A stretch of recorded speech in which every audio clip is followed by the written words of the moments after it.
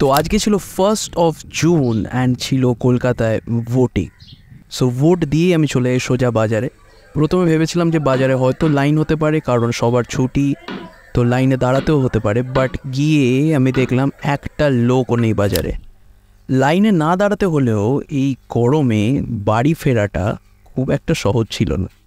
বাড়ি ফিরে বসে পড়ি কলতলায় মাংসগুলো ধুতে। তোমাদের বলে রাখা ভালো, আমি যে বাড়িতে থাকি সেটা হচ্ছে একটা নর্থ কলকাতার টিপিক্যাল পুরনো বাড়ি।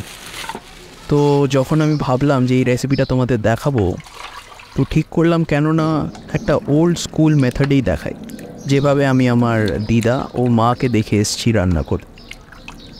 তো এইটার মধ্যে একটা আলাদাই স্যাটিসফ্যাকশান আছে। যাই হোক, মাংসগুলো ভালো করে ধুয়ে নিলাম, আর পিসগুলো ছিল মিডিয়াম। আমি বলেই রেখেছিলাম খুব একটা ছোটো কেটো না, মিডিয়াম সাইজই রেখো। মাংসগুলো ধুয়ে নেওয়ার পরে আমি পার করি আমাদের শিলনোড়া। তো এই পর্যন্ত সব ঠিকঠাকই চলছিল, কিন্তু আমি বুঝতে পারিনি যে শিলনোড়ায় মশলা বাটা কতটা কঠিন হতে পারে। অনেক পরিশ্রমের পরে আমি এই কটা আদা ও রসুন ভালোভাবে বাটতে সক্ষম হলাম। তোমরা আমাকে কমেন্ট সেকশানে জানিও যে কারা কারা তোমরা শিলনোড়ায় বাটতে পারো।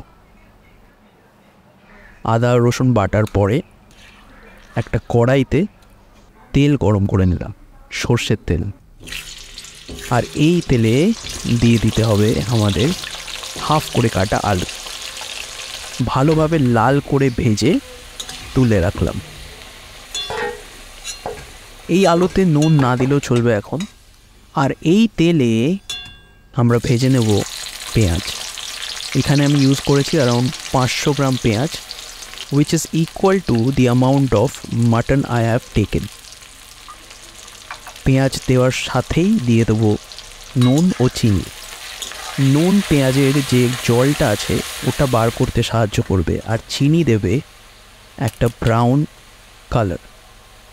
পেঁয়াজ ব্রাউন হওয়ার পরেই দিয়ে দেবো গোটা গরম মশলা, যার মধ্যে আমি ইউজ করেছি তেজপাতা, দারচিনি, এলাচ ও লবঙ্গ। তারপরে সেই কঠিন পরিশ্রমে বাটা আদা ও রসুন দিয়ে দেবো। ভালো করে কষিয়ে দিয়ে দেবো মাটনের পিসগুলো। আর মাটনের পিসগুলো হালকা করে একটু কষিয়ে নেব যতক্ষণ না উপরে একটা লেয়ার ক্রিয়েট হচ্ছে। ক্রিয়েট হয়ে গেলেই দিয়ে দেবো গুঁড়ো মশলা, যার মধ্যে আমি ইউজ করেছি লঙ্কা গুঁড়ো, ধনে গুঁড়ো, জিরে গুঁড়ো, হলুদ এবং একটু কাশ্মীরি লঙ্কা গুঁড়ো। ভালো করে এটাকেও কষিয়ে নিতে হবে যতক্ষণ না তেল ছাড়ছে এবং মশলাটা ভালোভাবে রান্না হয়ে যাচ্ছে। নেক্সট দিয়ে দেবো আমরা অ্যারাউন্ড 100 গ্রাম টক দই। প্রসেস আবার সেম। ভালো করে কষিয়ে নেওয়ার পরে আমরা অ্যাড করে দেবো আলুগুলো, যেগুলো ভেজে রেখেছিলাম লাল লাল করে। একটু কষিয়েই দিয়ে দেবো আন্দাজ মতো জল। তা অপেক্ষা এখন শুধু ঝোলটা ফোটার। ঝোলটা ফুটে এলেই আমরা এটাকে একটা প্রেশার কুকারে ট্রান্সফার করে দেবো। আর আমি দিয়েছি 5খানা সিটি মিডিয়াম ফ্লেমে। প্রেশার কুকারের ঢাকনাটা খুলতে না খুলতেই নাকে এলো একটা অপূর্ব মাটন কষার স্মেল। কিন্তু এখনও দুটো ইম্পর্টেন্ট জিনিস দেওয়া বাকি। আমি পছন্দ করি একটু কাঁচা লঙ্কা আমার মাটন কষাতে, তাই লাস্টে দিয়ে দিলাম 4টে কাঁচা লঙ্কা ও গরম মশলা। গরম মশলা দেওয়ার পরে ভালো করে একবার নাড়িয়ে নেব, ব্যাস। অ্যান্ড এবার টাইম হয়ে গেল একটা ছোট্ট বিরোল। ভিডিওটা ভালো লাগলে সাবস্ক্রাইব করো আর শেয়ার করো। দেখা হচ্ছে খুব তাড়াতাড়ি। সখী তোরা প্রেম করিও না, পীড়িত বালা না। সখী তোরা প্রেম করিও না, প্রেম করছে যে জন জানে সে